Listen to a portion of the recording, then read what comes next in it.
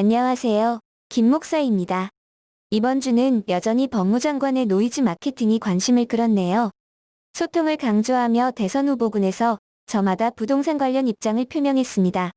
여기에 장관도 빠지지 않았습니다. 소통이란 무엇일까요? 상대방의 입장에서 생각하고 말하는 기술이란 측면에서 장관의 부동산 관련 소통은 기대하지 않았는데 무조건 내보내는 것으로 보입니다.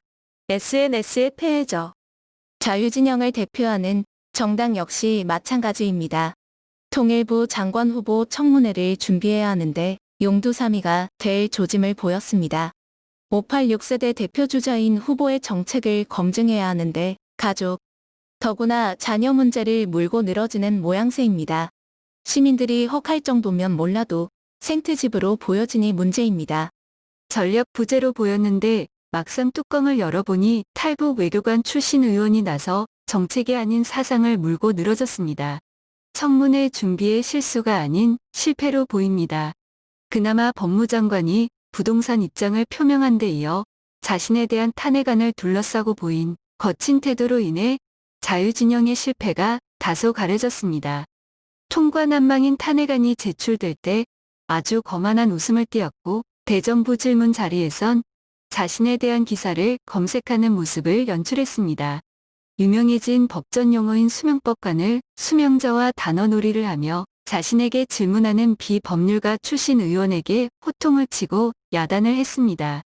법무장관까지 나섰는데도 부동산을 둘러싼 시민들의 분노 개수가 하늘 높은 줄 모르자 민주진영에서 회심의 카드를 꺼냈습니다. 이른바 천도론입니다. 별 생각 없어 보입니다. 당장 내년 봄 서울 부산시장 자리를 놓친다면 모두 옷 벗는 것이 문제가 아니라 단체복 입을 각오를 해야 할지 모릅니다. 하지만 자유진영의 공격력이 그 가능성을 현저히 줄이고 있는 것 같아 정치 발전을 더 오래 기다려야 할지 모르겠습니다. 그러니 집중해서 대안을 마련해야 할 부동산 정책에 대해 가능해질 경우 차기 정부에서야 발동이 걸릴 천도 이슈를 제기하는 것이겠죠.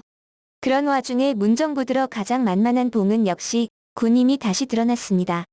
참모들의 조사 기능이 제로인 상태에서 그린벨트를 푼다고 했다가 안 푼다고 하면서 대안으로 태릉지역 사관학교와 군시설을 풀어 주택 공급을 할 수 있듯이 대통령이 발언한 것입니다.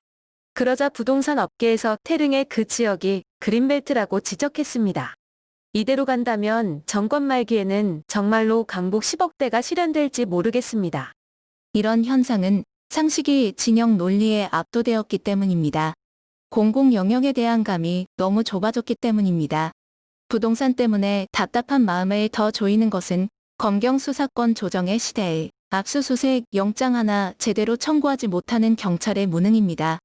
자유진영에서는 수사할 의지가 없다고 반발하지만 어떻게 청구해야 할지 모르는 듯 보입니다.